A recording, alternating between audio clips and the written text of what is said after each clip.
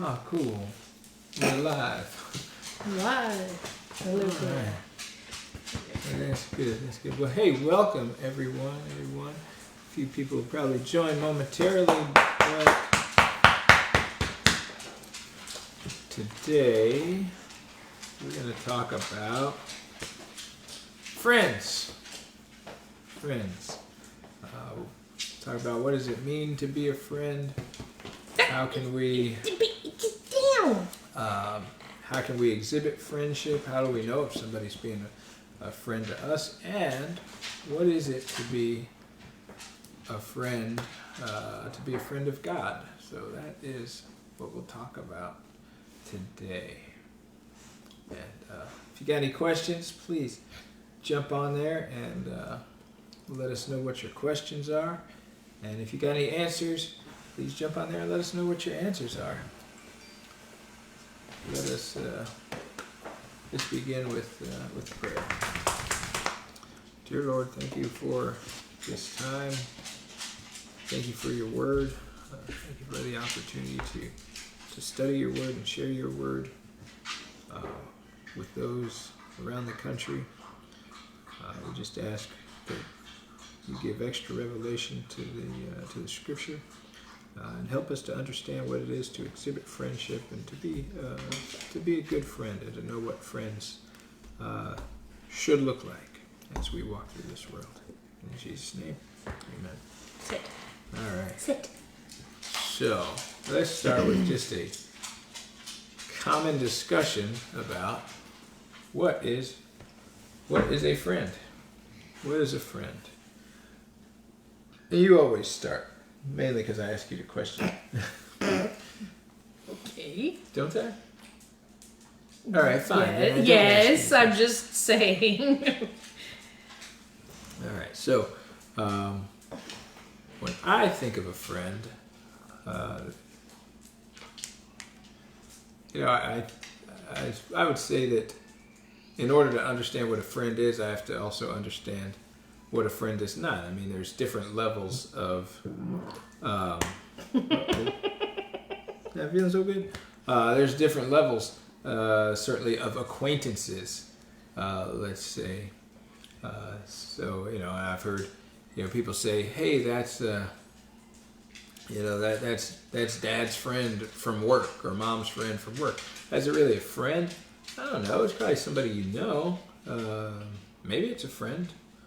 Maybe it's just a coworker, and that's just a convenient way to describe it.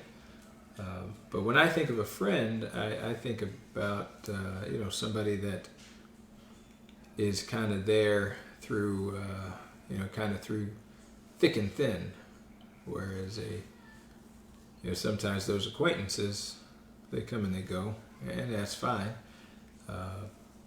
But then you got those friends that are there with you no matter what. And as we look through some of the Bible passages, we see that there's ways to define and identify a friend, and a lot of it actually comes through the tough times.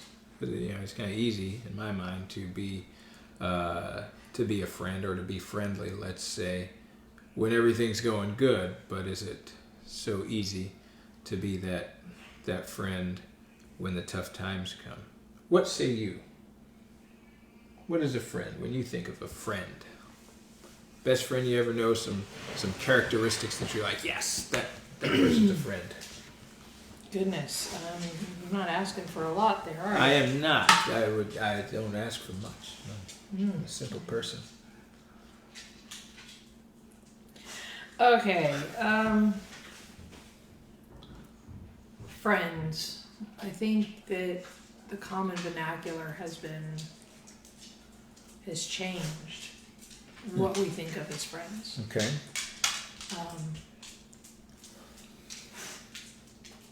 I saw one meme that said something like, a friend is someone that you could not talk to for years, but pick up the phone and pick up like it was yesterday.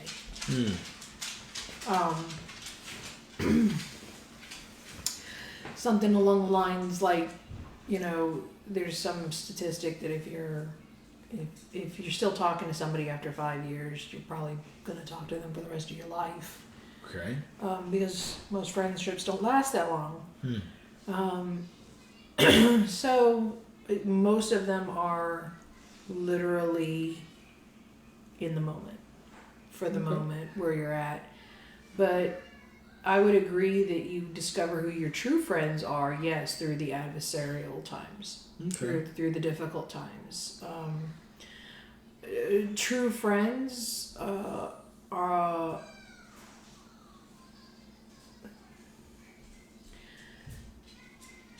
True friends will tell you even if it hurts.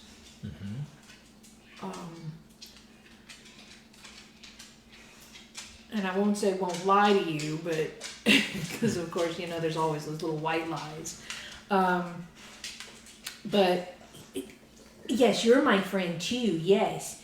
But you just demand so much from us, don't you? Got a pet, and it has to be an active pet. You can't just get down. Can't just be, you know, can't just have my hand there. I have to be actively petting you. You're so pushy. That's not a friend. But I think that we call a lot of people friends that aren't really friends. Okay. They're just people that we know. It's all right. She's all right. Okay. She's all right. Just her reverse sneeze. Okay. She's all right. All right. Yes, that's what the vet calls it, a reverse sneeze. No, stop. Enough. I'm gonna put them in the crates. Okay, you put them in. All right. Great. Go. Go on. Anyway, all right. So yeah, that's a friend, or that's not a friend. However you want to go about it.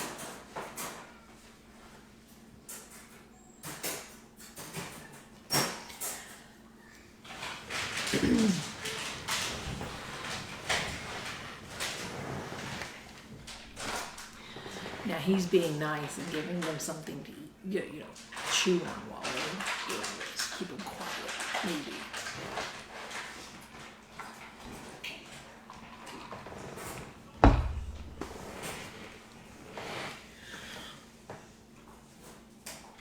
Hey, Brittany. So just as a gee whiz, I don't know if it'll show up on this. Yes, this is the cover of our discussion. Okay. Some friendships do not last, but some friends are more Loyal than brothers. It comes from Proverbs Proverbs. 18:24. You know, in looking for this, I noticed that there were a lot, you know, of, 16 Bible verses on friends and 99 verses in the Bible for 99. Well, yeah, I mean, so they're, yeah. And what I noticed, not that I looked at all 99, but when I was looking at all of these things, one of the things I noticed, though, is that a good portion of them come out of Proverbs. Oh, sure. Yeah, okay, so wisdom there. That's what Proverbs is. Well, right, and so that, I mean, that's kind of telling, right? Because you think about a book filled with wisdom, and a lot of it talks about, a good portion of it talks about friends. And so there's this, I feel like there's a correlation between being wise and choosing friends appropriately. If we're unwise, we may come up with some acquaintances, whatever, that are not. So, okay, so you said watered down, and I buy into that. I do buy into that. But say a little more about that. I mean, because we've talked about how the word love gets watered down. So do you think that society has watered down what it is to be a friend, especially in a biblical context? And how do we reverse that friend? Like, should we come up with new tags? Like not quite hashtag not a friend, but maybe hashtag coworker, hashtag guy I see at the gym from time to time. I don't know. I think some people qualify for more than just excuse me, the guy I see at the gym. Okay. But, like, for example, the woman that does my nails. Okay. She knows who the kids are, you know. She knows a little bit about me. Okay. But I wouldn't call her a friend. Okay. But she knows way more than just some guy at the gym I wave at and because I see him every day. Okay. You know, so... All right, so how do we... So maybe we ought to define... Like, if we were to define a friend, we could probably take some biblical examples. Define one, not phone one. Just making sure. Yeah, phone a friend. Yes, phone a friend. Yes, that's good. Well, but you know what? If you can phone a friend and they have the actual answer on Who Wants to Be a Millionaire, it's a good friend, right? They give you the answer. They demand, if they're not such a great friend, though, they may demand some of it. That's right. Hey, I helped you get that $1 million. So, all right. So we need to define a friend. Sure, I think so. I thought we already did that. Okay, so what do we say a friend was? Somebody tells you the truth. Tells you the truth. Okay. Even when it hurts. Okay. Someone who's going to be there through the adversity. Okay. Someone you can not talk to for a while and pick up the phone and pick up like it was yesterday. Okay. So those are three. I think those are three solid elements of a friend. And so actually, wow. So that's kind of deep. No, it is, because here's what happens. You can't actually know your friends until you go through. By that criteria, you can't actually know your friends until you go through some of it. Yeah. Yes. So, you know, like there are people that we meet, you know, with our travels and whatnot, but not that I would necessarily, there's only a few that I would call friends, you know, and even though I don't speak to a few of them on any regular basis, right, I still would, if they called and said, hey, I need you, there's a few people that I would absolutely drop and go for. Okay. So, yeah, maybe that's what you want to think about. Is this person somebody that you would drop? Drop everything. Drop everything for. Okay. Is the person we're talking about worthy of that? Okay. Because if they are worthy of that, I think you've been through the other stuff already. Okay. Just to sum it up and make it easy. Well, I think we're talking about two different things. No. Because we're talking about people to whom you are a friend and people who are a friend to you. No. Because if they're true friends, it's not to whom I am a friend, and who... the person I am a friend to is also going to be that same friend to me. Okay. I got you. So these same people, I would say, would do their best to do the same. Okay. That's how I would know that they're a friend. Okay, so then your definition expands just a little bit, because you added the people that you would drop everything for and help, the people that would be with you through adversity. But I think that those people that you could pick up the phone and call, that would be there and tell the truth and be there through the adversity, those people have earned the right. In some ways. Yeah. Say earned. Sure. Them to you and you to them, they have earned that privilege of being that person that you would drop and go for. Okay. Because there's plenty of people that I know that I would not drop and go for. Brittany just said... What'd she say? Brittany just said... Nope, come back. Someone who I can connect to emotionally... That's what is different from me. We don't have to be similar. I base my friends on how they treat others and other qualities. Oh yeah, that's right up in there too. Absolutely. Because if I can't do that, then the other stuff isn't going to come either. Okay. Or maybe we'll hold this part till later, because I don't know that I necessarily buy into. I guess from a humanistic standpoint, sure. Buy into what? The idea that the friendship is always going to be a two-way thing. You know what I'm saying? So, okay. Here's what I'm thinking. Right? So,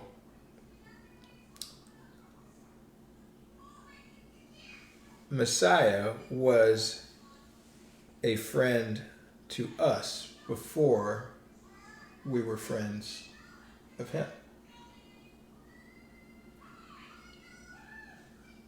God commends his love to us in this: while we were yet sinners, Christ died for us. Mm-hmm.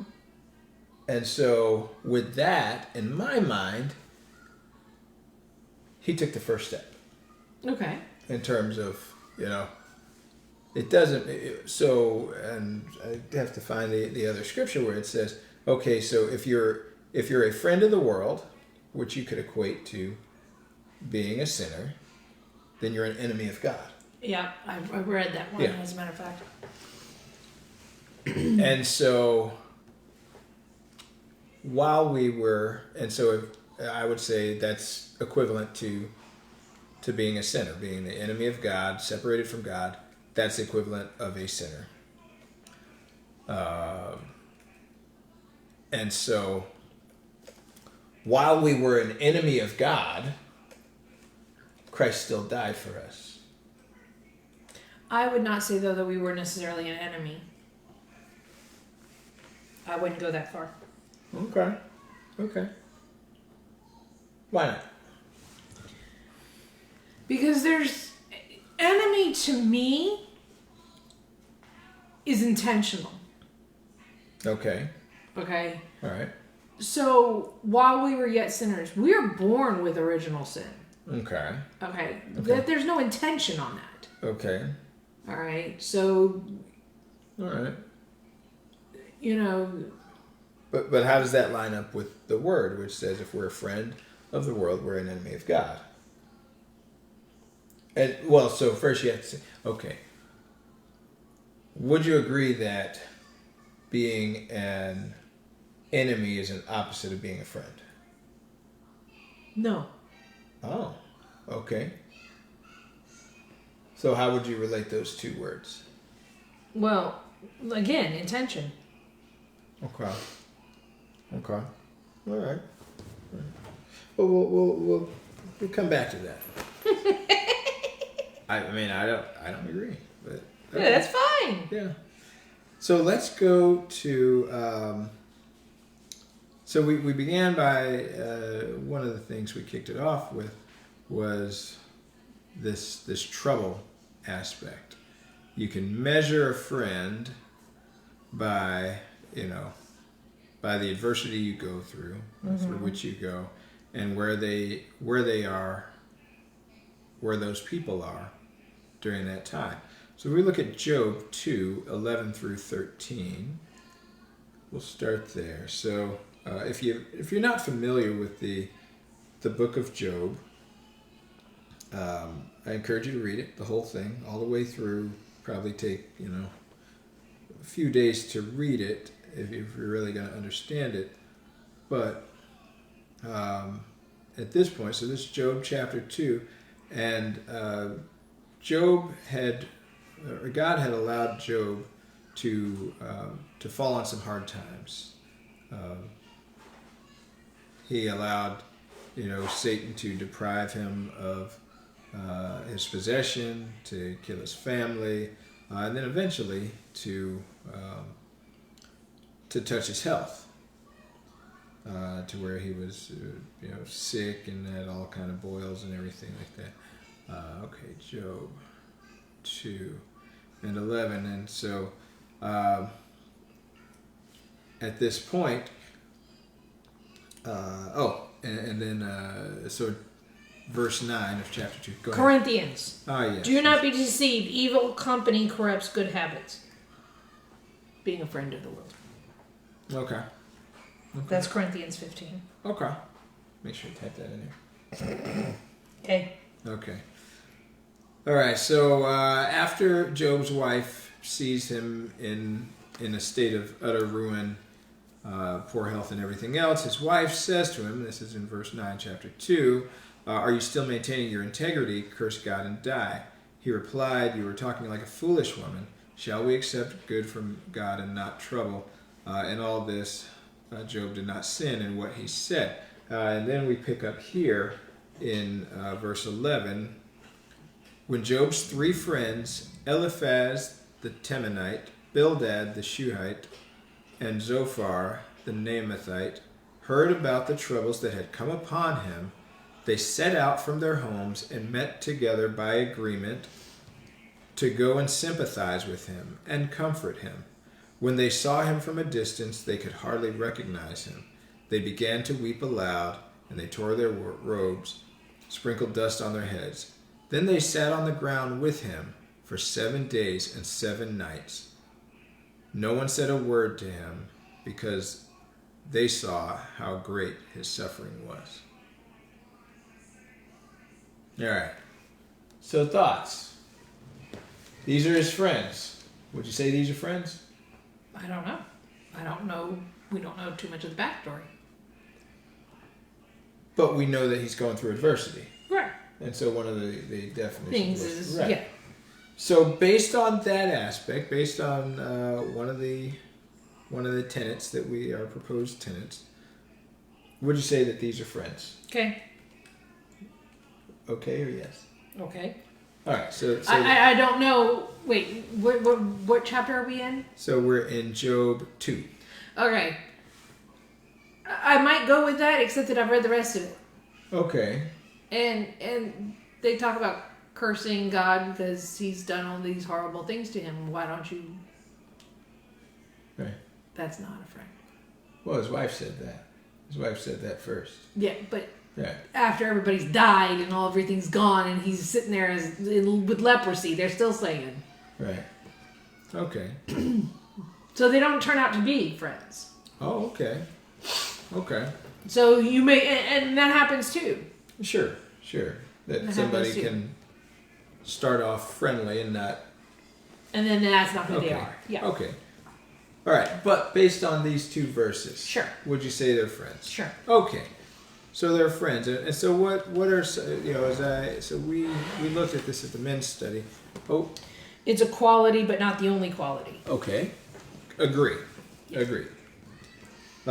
So one of the at the men's study on Monday, one of the things that we talked about with this verse in particular was the idea that they just sat with him 7 nighs.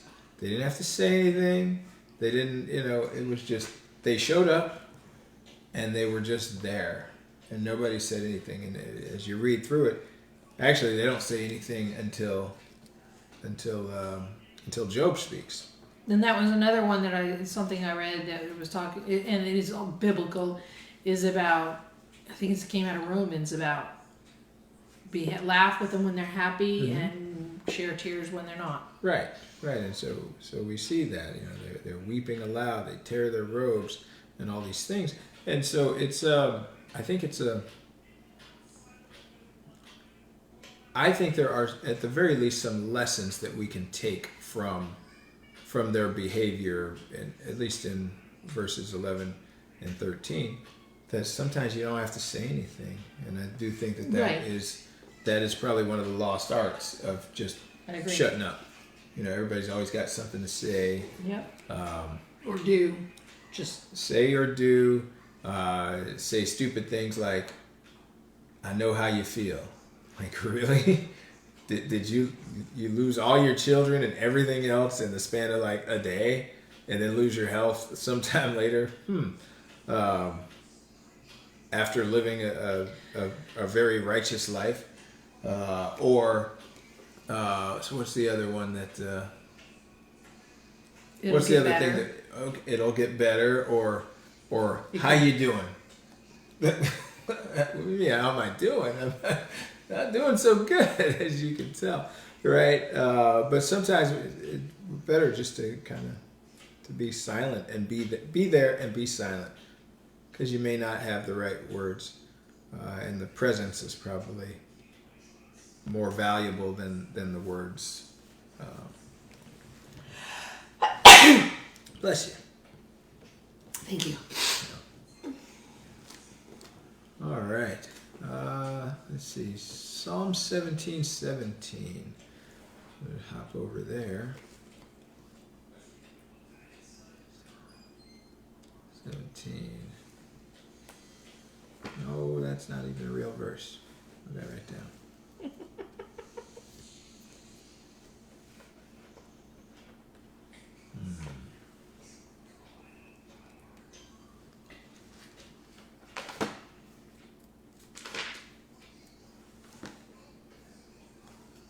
So what are you after? I wrote the wrong thing down.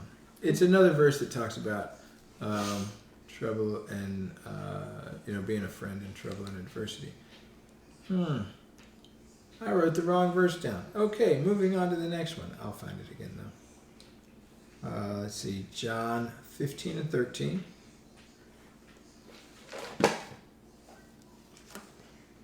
I hate when I do that. When I have a really good verse and then I write it down and it's not the right one. I don't transcribe it the right way, so I apologize for that.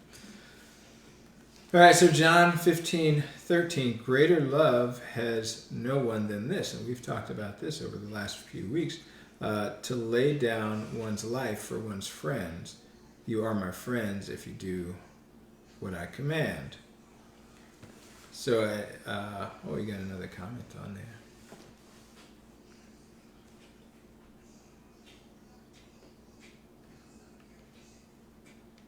What happened? There he goes. All right. Do you value a lot of the same qualities in your friendships that you do your marriage, or are those two different sets of standards? Same qualities. Yes. She says yes.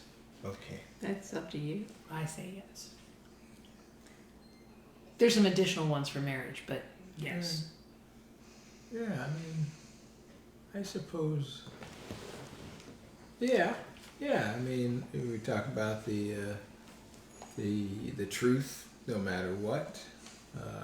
So that person that like, hey, that's bad.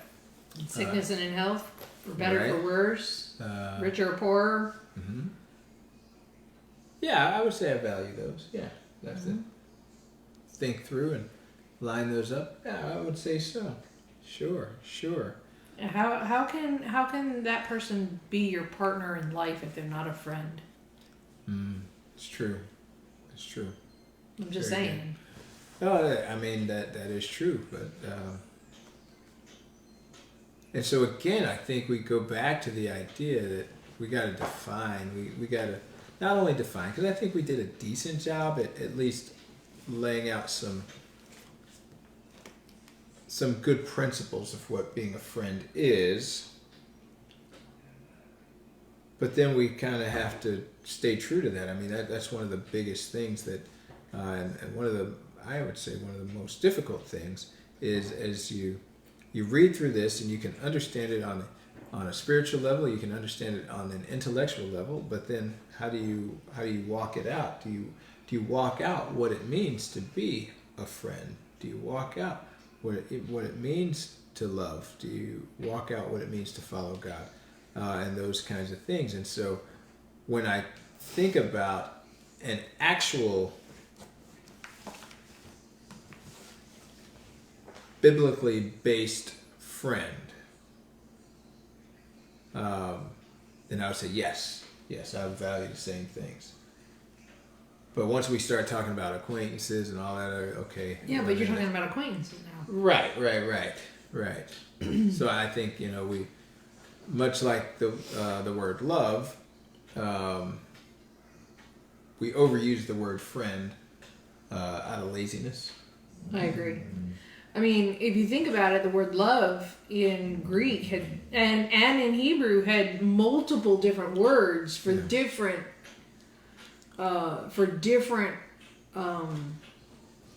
uses. Right. Because there's loving kindness, and that's one thing. Right. And then there's a love, like I lay down my friend, and then there's, so, and they had the different words in order to make the word right. Right. for Yeah, the yeah. situation that you were in. Right. And I think that we get lazy Mm-hmm. and call everybody friend Right. rather than, you know, Mm-hmm. somebody I'm friendly with. Right. Right. You know, the neighbor. You know, yeah, Right. we're neighbors. You know, would I call them friends? No. I don't Right, know. right, I don't know them. You know, I don't know. They make a joke out of it. A friend is somebody you could invite over, and they'd be in their pajamas just like you, and they're not going to look at your house because theirs is just as messy. Right. She asks, what are qualities that keep your closest friends around? Commitment, even if you fight, or do you see your friends as disposable? They come and go. I would say that those people that you're friendly with and are acquaintances, those come and go. Yes. And even and you say come and go, but like I'll look at my, for example, Facebook friends. Mm-hmm. I've got people who are friends on Facebook that I haven't spoken to in 10 years. Mm-hmm. But when we were stationed together, we were quite friendly. Yeah. Some of it is just a matter of keeping in communication with a group of people, I think.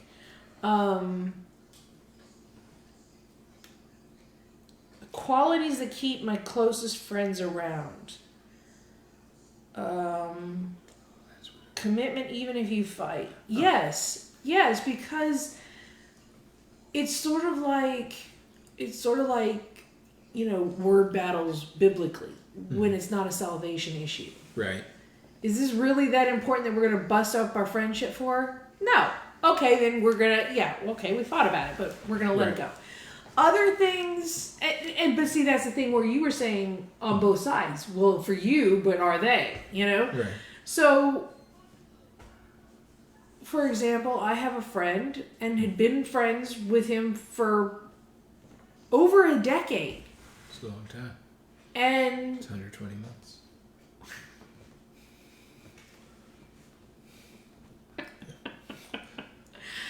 anyway, we had a disagreement, and it wasn't a little thing. Mm-hmm. It was, I disagreed with, but that didn't stop me from hanging out with him or trying to be around him, but he did not like the fact that I didn't like how he was doing something.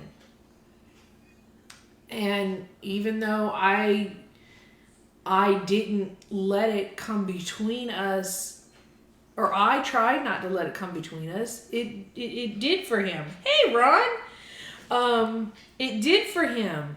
And so he couldn't let it go. So Ron says what a friend is and what a friend would do.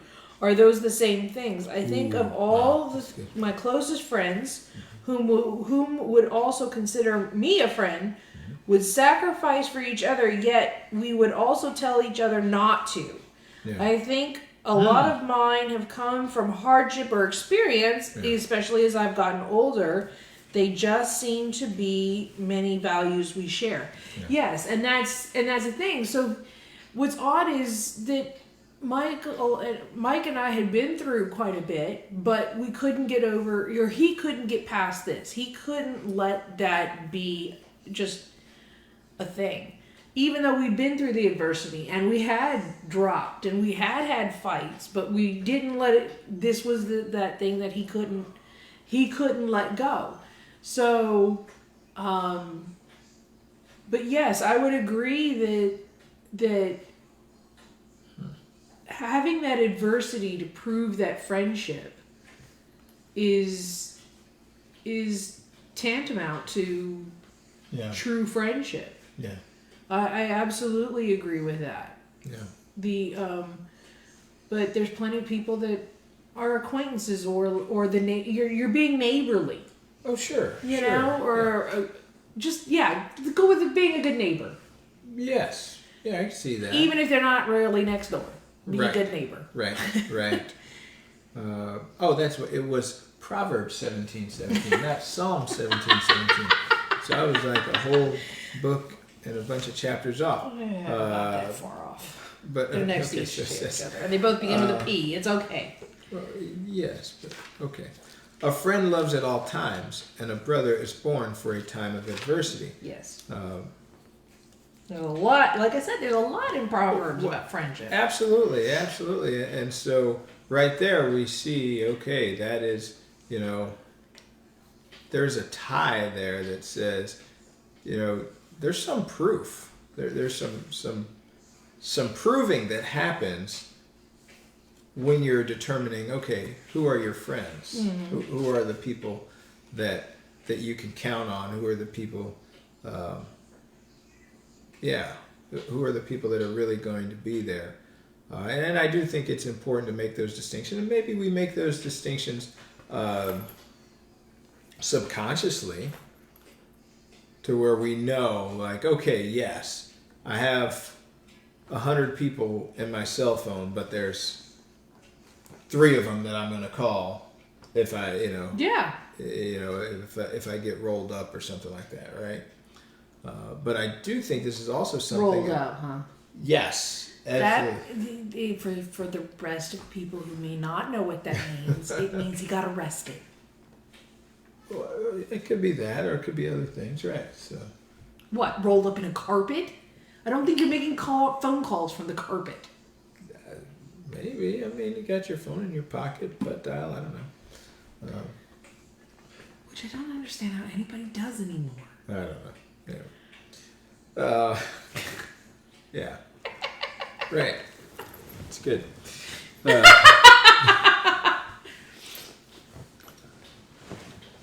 Yeah. So you got the 3 people that you would actually call at a time, but I do think that this is an important distinction. LOL, you let me know when that happens. You'd be one of the 3, huh, Ron? Is that it? You'd be one of the 3? It's you, me, and who?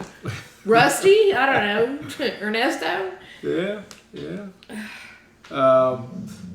But I think that this is an important distinction, especially in this time, like you mentioned, Facebook friends. It's important to make sure that children understand these distinctions.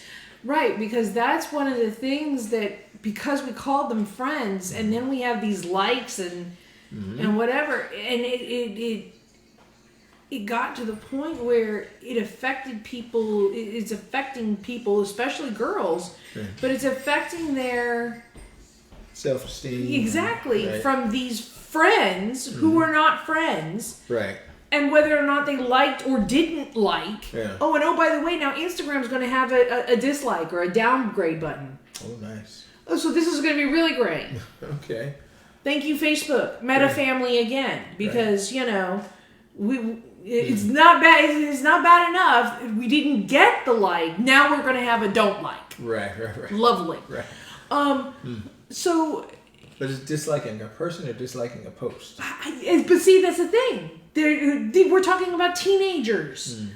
For the most, well, I guess they don't. Well, they do use Instagram, but they don't understand the difference. Oh, okay. And that's my thing. I mean, it's gotten to the point though. You can't unfriend somebody if you friended them and you work with them. Unfriending them is counselable.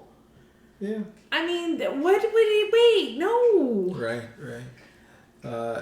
So, I mean, but back to the topic of what a true friend is, maybe the lesson that we teach to the children is, okay, so this person unfriended you, but let's think about this. Were they really a friend? Right, and so you walk through those ideas of, okay, what is really a friend? Is this that person that you would call? Should we, as parents, help our children with this definition? How can we learn the true meaning of friendship?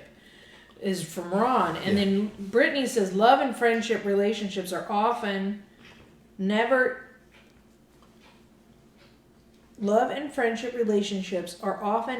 even.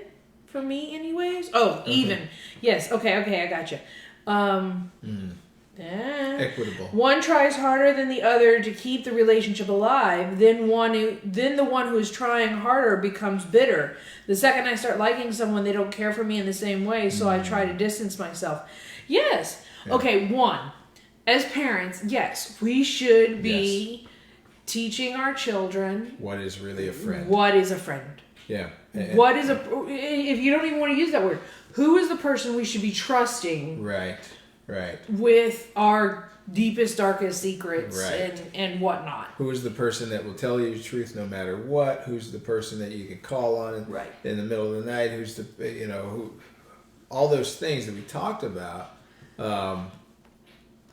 If that person unfriends you on Facebook, okay, then maybe you got cause to be down. There's But some stuff. Yeah. if that person fits none of those things and they unfriend you, okay. Yeah. Is it- Yeah. So friendship, love and friendship relationships are never even. Okay. One tries harder than the other. Yes. And so sometimes the one that's trying, sometimes it's trying too hard. Yeah. And I've been in that relationship. Could be, yeah. But you've got to also understand this could be just a language barrier. Mm-hmm. If you've never read, I'm sure you've heard of it at the very least, but the 5 love languages, okay? Acts of service, words of, words, acts, gifts, okay? So these are things, and they're little quizzes that you can determine what is your love language. So you have to determine if you're speaking the same language. Okay, so and this works for the friend too. Yeah. If the other person's love language is words, then you have to be the person that says, you did a really great job with, or thank you very much, because that's what spins them up, even if you're not that person. Now, if you two truly want to be friends, then you're going to figure out, or lovers, you're going to figure out what the other one's love language is and try to meet them. But at the same time, the other party has to also, being a true friend, have to understand what your love language is and also give grace, especially if that's not yours. Right. So if you don't match in that, you have to both put the effort in, but also give grace when to match the others or not match the other. You understand what I'm saying? So acts of service is definitely one of his. What are you talking about? One of your love languages. Oh, is it? Cool. Oh yeah. I didn't know that. I don't know. Yes, he did, and yes, it is. Oh, okay. So I guess so. I guess I have to take the test again. yes, you will. All right. And those things can change too throughout the years. Not normally, but they can change. They can adjust. Is that still the same one? Love relationships? Or is that a new one? I think it's new. Yep. Sometimes I like the idea of of who a person is, and I think that this is a person I should be around, so I try to be their friend because I think they can make me a better person if I'm around them, but then they reject me. Yep, I've been there too. I've been there. Yeah, Or probably. I wanted to be this person. I wanted there to be a bit more friendship between, but they did not reciprocate. Yeah. I've been there. And it hurts. And it hurts when you thought you were actually better friends than you were Right. for a while, and then you get dropped like a hot potato. Right. Well, Targeted friendships, yeah. Right. Well, I mean, you expose yourself. You were vulnerable to that person, and then they it's not that they necessarily betrayed that vulnerability, but they did not respond to that vulnerability. They didn't reciprocate. the way that. Yeah. Yeah. No. It's And that was a conversation that I've had with my sister too about love. Since you've brought it up, Brittany, is that you can't have true love without being vulnerable. In friendship, it's the same thing in friendship. And so we're talking about love. Right. Different kinds of love, but we're still talking about love. Right. And you cannot have any kind of love without vulnerability. And do you risk being hurt? Yes. But you can't get full of it if you don't. Right. No, That sounds wrong, but Yeah. that's what it means. Or that's what I mean. Right. Yeah.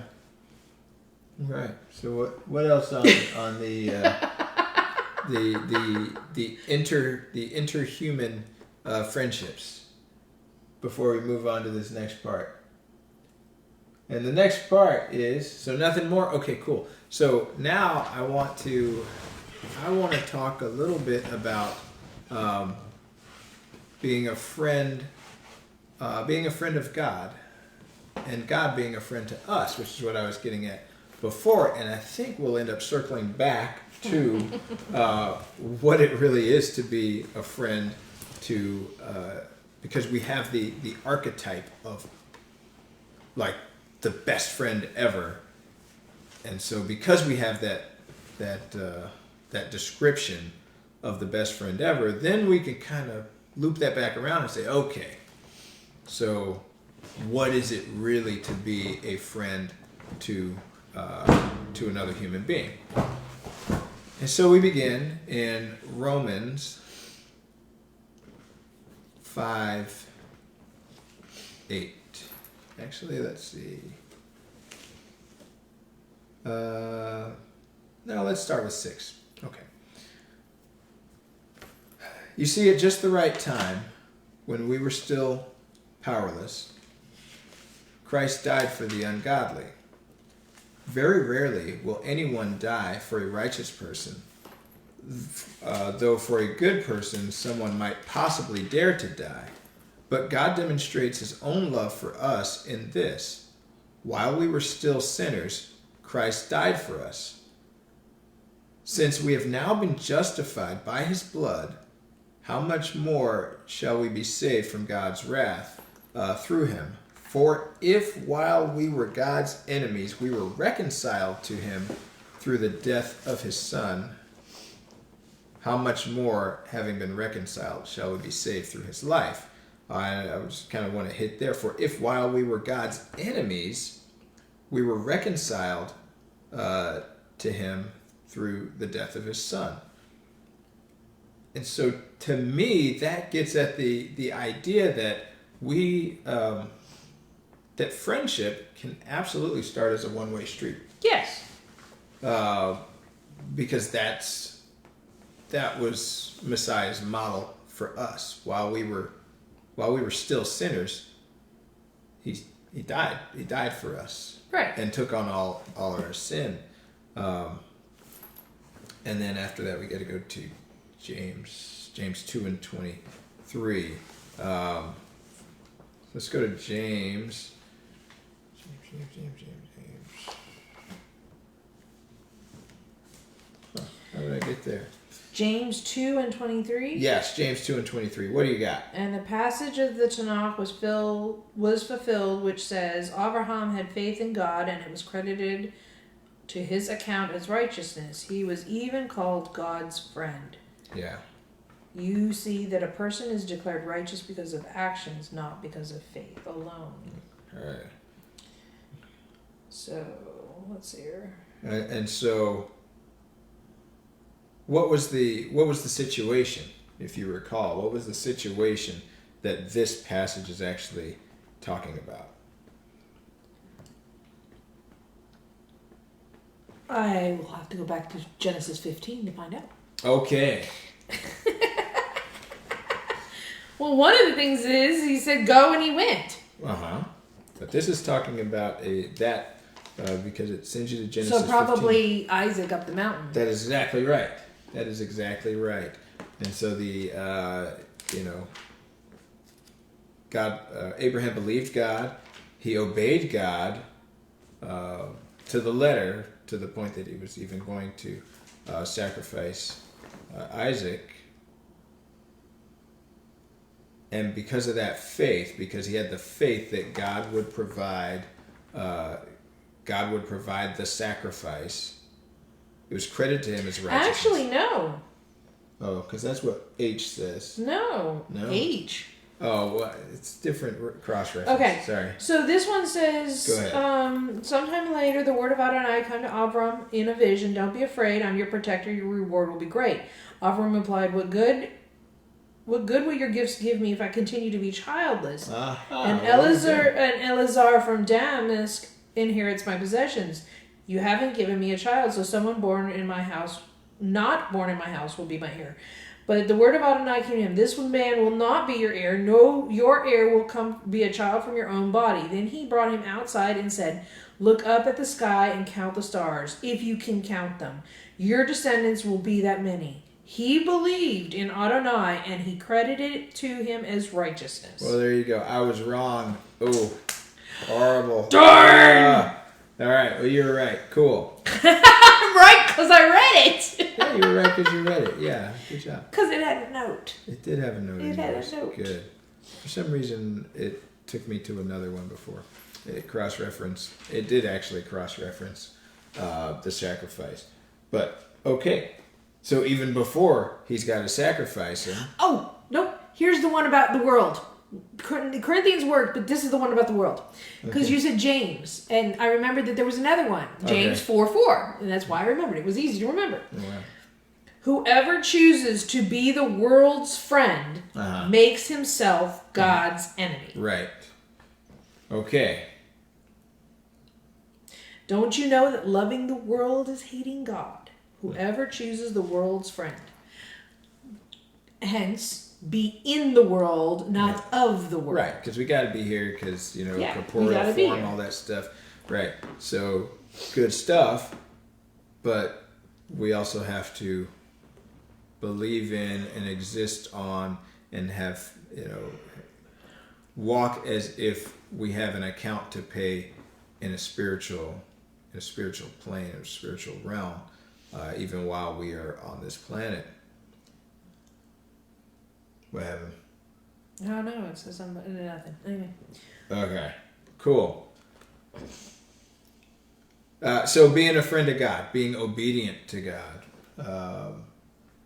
believing in God, and all those things. And so we can see from Abraham's example, so that faith puts us in a position where we're actually a friend of God, that obedience. And then as we read earlier, laying your life down for your friend and doing whatever God commands you. And if you continue, it talks about, I call you my friends because you've done these things. That's right. If you weren't my friend, you're my friends because I've told you and you know what's going to happen. If we were not friends, you would not know this. Right. Yeah. And so I think when we start to define and really think about what a friend is, I think we ought to consider what one of our primary first major, before we were even born, friends did. While we were yet sinners, Christ died for us. And so to me, that points at that possibility, that one-way friendship, because when the gospel, when the word of God, when righteousness is first presented to us, it's very easy to take it as an offense, right? Because we're a friend of the world, we like what's happening in the world, and then somebody says, hey, you probably shouldn't do that. Because here's what God says about that. And so we have that choice. Are we going to continue to be a friend of the world, which makes us an enemy of God? Or are we going to choose to be obedient, choose to believe, choose to have faith, and be credited as friends of God, with that example that God starts it all. God starts it all with that sacrifice. So one of the things that and you've heard it too, but one Yeah. of the things that I've had to contend with in keeping the feasts Yeah. is, well, we don't have to do that anymore. What does a friend of the What world does it mean to be a friend of the world? All right, so we'll use this to start. Well, we don't have to do that, and you don't have to keep kosher, and you don't have to celebrate all of these feasts because we're saved by grace and all of these things. And my answer to this has always been, God asked it of his children. So not that we have to, we want to. It's back to a choice. So in my opinion, being a friend of the world is going to mean, you are going to be okay with 31 genders and homosexuality and microwave relationships and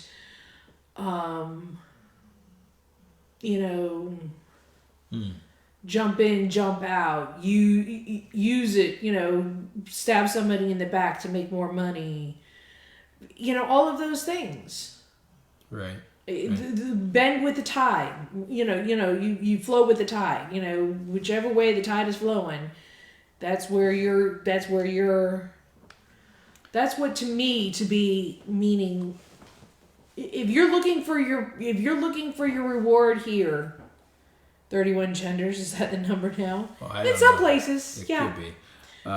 So, going back a few steps in James chapter 4, I think this is a pretty good, gives us a pretty good indication of what being a friend of the world is, and it's actually less about. It is about the world, but it's actually about yourself. It is about your own flesh. So here's what it says beginning at James 4:1. What causes fights and quarrels among you? Don't they come from your desires that battle within you? You desire, but you do not have, so you kill. You covet, but you cannot get what you want, so you quarrel and fight. You do not have because you do not ask God. When you do ask, you do not receive because you ask with wrong motives, that you may spend what you get on your pleasures. You adulterous people, don't you know that friendship with the world means enmity against God? So all of that, everything in 4, where it says friendship with the world, it's a summary of what happens in 4:1 through 3. And it's really talking about selfish desires and satisfying the flesh. That is actually friendship with the world. I agree. And so it may not necessarily be going along to get along. I mean, although I would say that's part of it, but it's really about I want. Me. Yes. Because that's one of the things, we talk about the golden rule.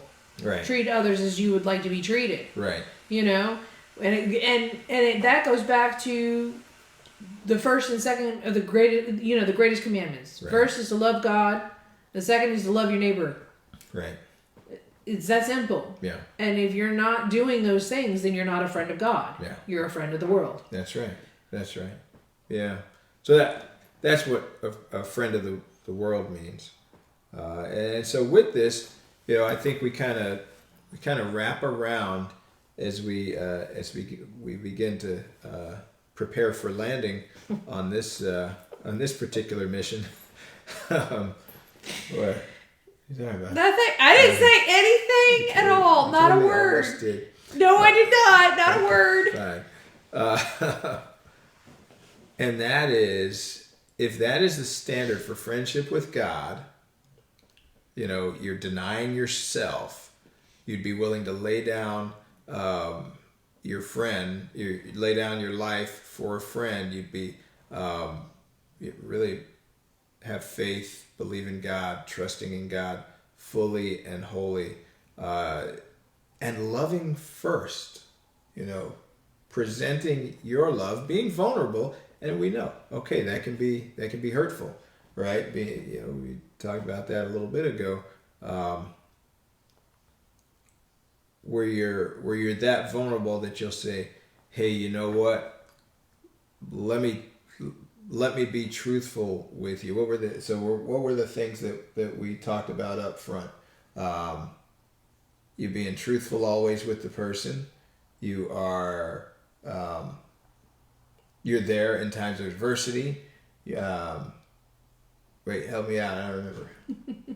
I do. You can pick up a conversation that started 3 years ago. The conversation that started 3 years ago. Yep. And was there a fourth one? I thought there was a fourth one, or maybe it was an expansion. It was all encompassing. Hey, Daniel. Hey, what's going on, man?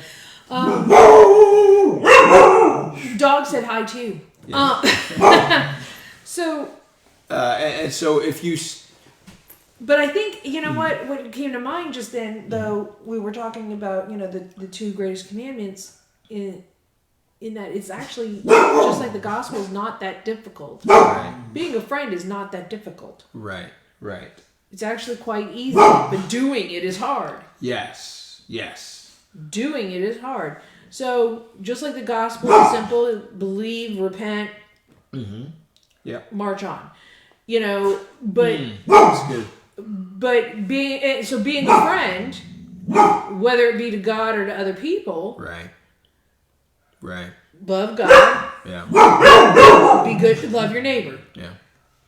It doesn't get, treat others as you'd want to be treated. It doesn't get more difficult than that. Right.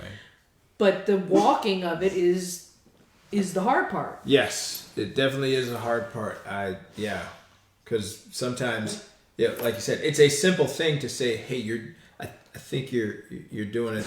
You're doing this wrong thing, and here's how we can get to the right way. But it's very hard to say because you don't want to be offensive to someone. You don't want to be. There's a. Does it say? Or does it say to let others know that you're a Christian? Oh, also, Brittany had another one up here. Missed. Brittany said, doesn't the Bible outline that pretty much we're only supposed to invest or cultivate friendships with other Christians? And no. In fact, no, it actually doesn't. Because he had dinner with sinners. Yes. I mean, what's the other platitude? But it's right on. The church isn't for the healthy; it's for the sick. Right. Hospitals aren't. Hospitals are for the sick.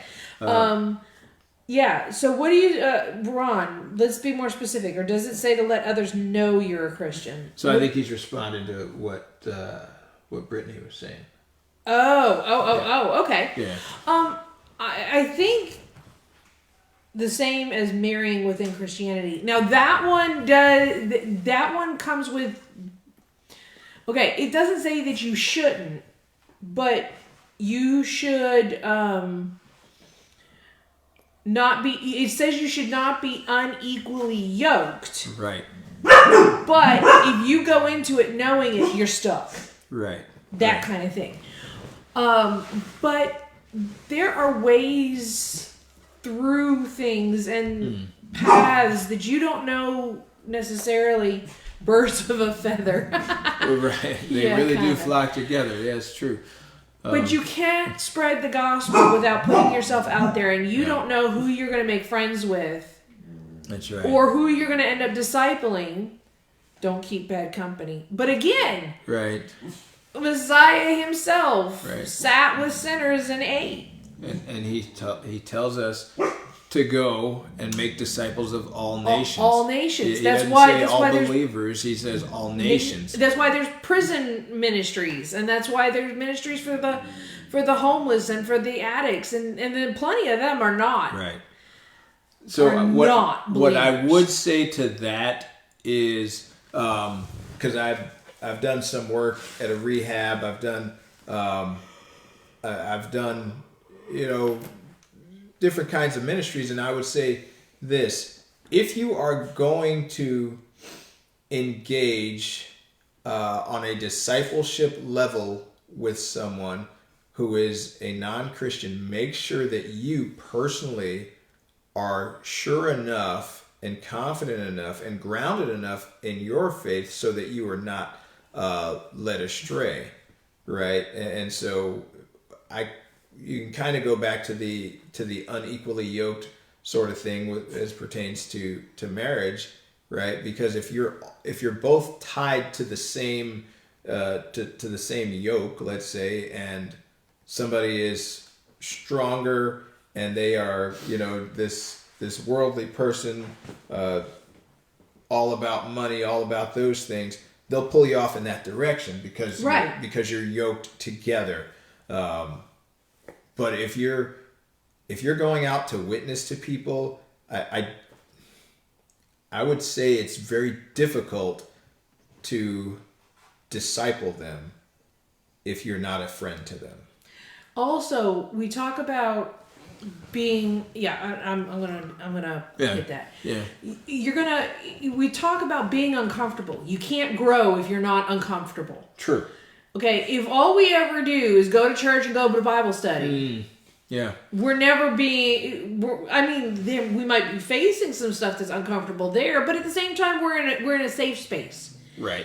Okay, so not saying that you need to be unsafe physically. Topical friends. Okay, so when you get good advice, no matter where it comes from, get good advice. Right. I'm not going to say nay on that, as long as the advice stays in its lane. Okay, so it's funny because Priscilla Schreier used this analogy about, kind of going out into the world type thing. Used it with football.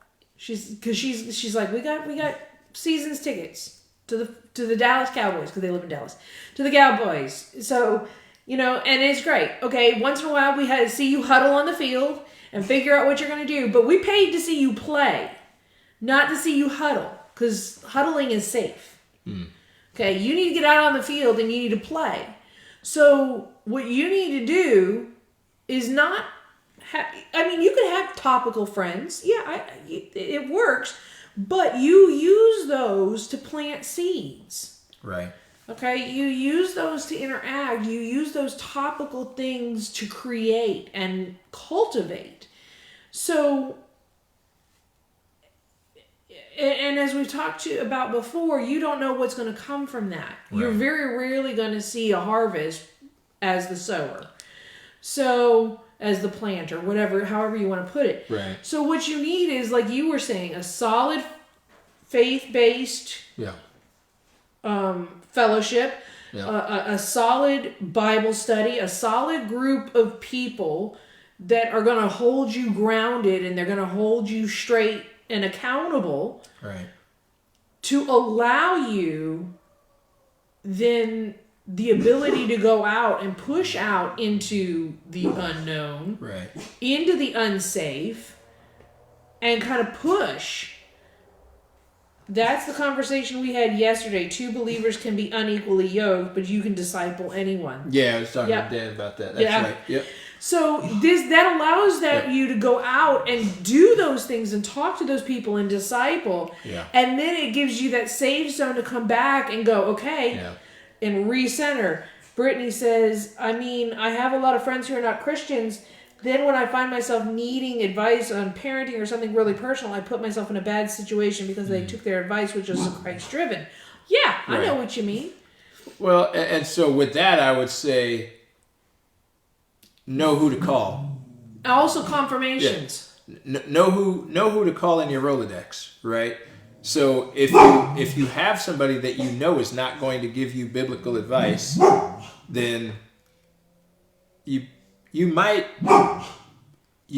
hang out with them, you might try to disciple them, But when you need somebody that's going to help you make Bible-based decisions, it's probably a poor idea to go to somebody that doesn't believe in the Bible, right? That doesn't follow the Bible. 'Cause you cannot get Bible-based advice from not the Bible.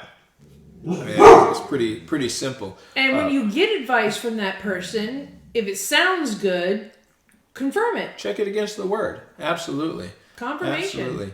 And to the point about whether or not you should be friends with somebody that is not a Christian, I would say in order to fulfill the Great Commission, You have to disciple all be. nations, I would say it's going to be very impossible and I would say ineffective, to be blunt, to live a sort of passive Christianity where you're only ever going to make friends with other Christians. Yeah. Right? With Because other believers, yeah. because who discipled them? Who planted the seed? Who kind of pointed them to Christ? Somebody had to do that. And I would say perhaps another fallacy. Anybody can correct me if you think I'm wrong. It's a discussion. I think it's a hard thing to do to disciple someone and to win someone over to the faith if you're not willing to be a friend with them When where they're they not. are. Yeah. Because Come as you are. again, going back to, and this is where we get back to the idea of, yeah, you can have that kind of one-way friendship at first, because while we were yet sinners, Christ died for us. And so while that person is still a sinner, are you willing to at least kind of take off your halo for a minute and say, hey, let's have this discussion? Oh, hold up. None of us got halos. I did not get issued a halo. And you've not worn yours in a while, so pray tell, what line did I not get in to get my halo? No. Okay, everybody is on. It runs their race, right? You've heard that. Everybody runs their race, okay? So nobody is in the same spot in their faith walk of any kind. Right. So somebody is always going to be ahead, and that's fine. Yeah. That's the way Ron said. I would say or ask, are all your friends just like you? There are definitely benefits to being different. Yes. Yes, absolutely. 100%. But again, like Michael was saying, if all your friends are Christians, once the friend starts to disciple, then it kind of turns into a mentorship, and that's a different relationship. Except that disciple doesn't have to be a mentorship. Disciple is just being that example. Yeah. That's how you can disciple. You just be an example, or somebody is an example for you. And there are good people out there who do not believe. Right. And they're good parents, or they know how to handle money without being Right. backstabbing jerks. Right. So it does exist. Right. But at the same time, you can't fulfill the Great Commission. Right. You can't learn Yeah. if all you do is interact with people who look, act, behave, go to church, whatever, just like you. Right. That's not going to help you grow. Right. You have to interact with the different. Yeah. Whether that's I don't believe, or I'm brand new to this, or having a conversation with somebody who's straight up an atheist or agnostic. Right. Because I say it all the time, apologetics. Why you believe what you believe, and and that's the thing. It'll either strengthen your faith, or it'll crumble. Right. So that's why you got to know where you're at, which was he said is having a firm foundation and a firm grounding and circle of people that you That's can right. do that with. Yeah. And it doesn't Absolutely. have to be a ton of people. Right. But as long as you have a centering place to interact, then you can do those Right. things because you have that guiding star. Right, right.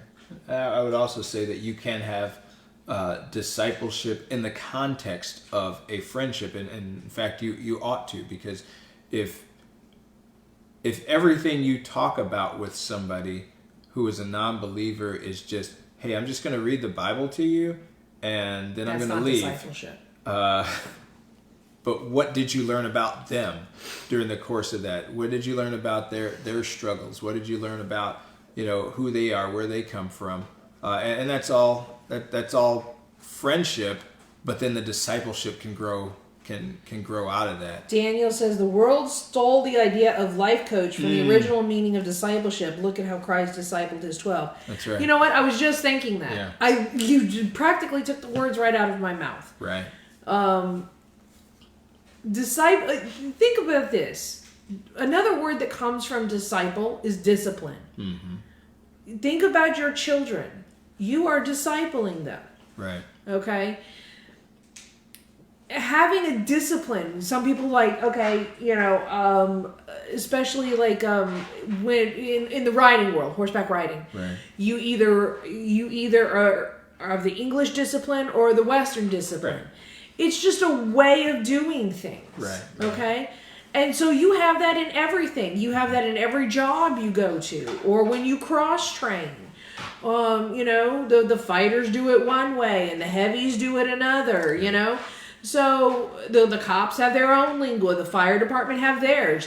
So you're just talking about a method. Right. Don't look at discipleship as a mentor. It's a method. Right. Right. Okay, it's just a method. Yeah. And I think discipline over the years has become another one of those corrupted words. Yeah, where I agree. For a while it was equivalent to beating. Yeah, I discipline my children. I think it's gone back to that. I think that it's gone skewed, but still in that direction because Right. now you can't discipline anyone. You can't discipline anybody because putting them in the corner in timeout is illegal. Right. What? Right. We're at an hour, by the way. We are at an hour. That's okay. I wanted to point out one aspect of when. So it's an episode. So we're in 2 Samuel where there is some discipline. I would say that there is some friendship there. There's a whole lot of things, but this is David when after he had sent Uriah to die because he had sinned with Bathsheba. And then he relates this, Nathan relates this story to him. Starting at 12:1. The Lord sent Nathan to David. When he came to him, he said, there were two men in a certain town, one rich and the other poor. The rich man had a very large number of sheep and cattle, but the poor man had nothing except one little ewe lamb he had bought. He raised it and it grew up with him and his children. It shared his food, drank from his cup, even slept in his arms. It was like a daughter to him. Now a traveler came to the rich man, but the rich man refrained from taking one of his own sheep or cattle to prepare a meal for the traveler who had come to him. Instead, he took the ewe lamb that belonged to the poor man and prepared it for the one who had come to him. David burned with anger against the man and said to Nathan, as surely as the Lord lives, the man who did this must die. He must pay for that lamb 4 times over because he did such a thing and had no pity. Then, and here's the discipline part, the discipline, and I would argue the friendship as well. Then Nathan said to David, you are the man. This is what the Lord God of Israel says to you. I anointed you king over Israel, and I delivered you from the hand of Saul. I gave you your master's house to you, and your master's wives into your arms. I gave you all Israel and Judah. And if all this had been too little, I would have given you even more. Why did you despise the word of the Lord by doing what is evil in his eyes? You struck down Uriah the Hittite with the sword and took his wife to be your own. You killed him with the sword of the Ammonites. Now therefore the sword will never depart from your house because you despised me and took the wife of Uriah the Hittite to be your own. Right, so David's the king. David's the guy that, that took over for the first king of Israel. And so he's a bad dude, right? He killed the big guy, Goliath. And so Nathan is in a position where he's got to tell him. He's got to tell him the hard truth that you've done something wrong and the Lord's displeased with what you've done. And so in the context of being a friend, I would say, yeah, Nathan was that friend, because what do we say? One of the first things we said, speaks the truth at all times. Even when it hurts. Even when it hurts. And so he did that. And so that's one example of, being a friend ain't always the most pleasant of things, but it's a necessary thing. It's a necessary thing. And again, if this David-Nathan relationship is not the one that you had with your Facebook friend and they unfriended you, well... Don't worry about it. Yeah, I wouldn't really, Okay, life coach. All right, so there we go. We're talking about friends, what it is to be a friend, how God was a friend to us before we were friends to Him, while we were still sinners. That's what the Word says. And then how we can take that and apply that to friendships, and sometimes telling those hard truths, sometimes being willing to be vulnerable enough to be in that initially one-way friendship where we're the ones that okay, just like Christ was a friend to me before I was a friend to Him, I'm going to be a friend to you before you're a friend to me. Because if everybody's always waiting for the other person to be the friend, nobody's always going to wait. Yes, nobody's ever going to be friends. So that's it. Any closing thoughts, remarks, words? All right. Well, cool. So we talked about it. We talked about being a friend. Take it to heart. Think about who your friends are. Teach your children what it is to be a friend. Truly. To truly be a friend, and help them identify, okay, who are your friends really? Who are the people you hang out with, and who are your friends? The people you people you hang out with, right? So, two different sets of people. And hopefully you find friends that sort of like that song about who you take home, who you spend the night with, and who you take home to meet your mama. Yeah, it must be a country song. Not just. Oh, okay. Yeah. All right. Well, hey, thanks for joining us tonight. We'll be on the road next week, but we will try to join you from wherever we are. Would the people you look up to welcome your friends? Ooh. That's a good question. That is a great question. Yeah. Back to the idea, would you be like, hey, Mom, this is my friend so-and-so? So are we going to use that as a question of, are they really friends? If the people you look up to would consider them? Is that a test of whether somebody else would be considering them as a true friend? Well, I mean, right? It provides an objective point of view. It does, right? Because you're like, there's many times where you might look at somebody like, this guy is looking at this girl. He's like, I love her, and she takes my money and stuff. She lets me buy her stuff, and his friends are looking at like, man, she don't want you. She wants your money. Shh. Talking about. So I would say, that is a valid part of a litmus test. I think we ought to list all these things out and put it on the web page, the things about, okay, here. Why are we gonna give other people a cheat sheet? They gotta watch. Well, they can watch, but maybe it helps the people that are watching now. No. Okay, well, I'm gonna compile them. You do have an account. Do I? Oh, yeah. Well, it never goes away. That's right. So apparently now I have 3 Facebook accounts. No, you don't. I only have you on there once. Oh, okay. Cool. Well, then I have Victoria on there 3 times. Oh, okay. All right. Well, we're going to wrap up now. So thanks for joining us. Enjoyed all the comments. We'll be in Virginia next week, so we'll. But we could still do it. Yeah. I think the place has Wi-Fi, so we'll set up for that. Maybe we'll be sitting by the pool or something. And, Depends on how warm it is in Virginia. It's an indoor pool. Yeah. I think they have both. Oh, cool. All right. I'm not taking my cell phone, although it is water resistant. I'm not taking my cell All phone right, to the fine. pool. No. All right. Fine. All right. Well, all y'all take care. Be blessed. If you got any questions, comments, feedback, topics that you would like to hear us discuss, please put it on the page and let us know. This Sunday at City Church here in Alabama is Wes Craven. No, Wes Craven is a different guy. Wes Morgan. Yes, Wes Craven is the guy that made a horror movie. Okay. Wes Morgan is going to be at the church on Sunday. I hope it's not Wes Craven, but... Anyway, Well, maybe 10 it should be o'clock that. Central Standard is Wes Morgan. I don't know who the man is, but they're making a big deal out of him.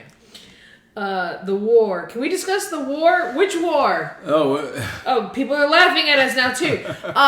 The war. You're talking about Ukraine war? That war? Yeah, what do you want to know about it? What are we going to talk about? Let's discuss. Not right now. Not right now. Oh, you're saying next week? Yeah, or something. Is that what you mean? What about the war? Give us something more about the war. But anyway,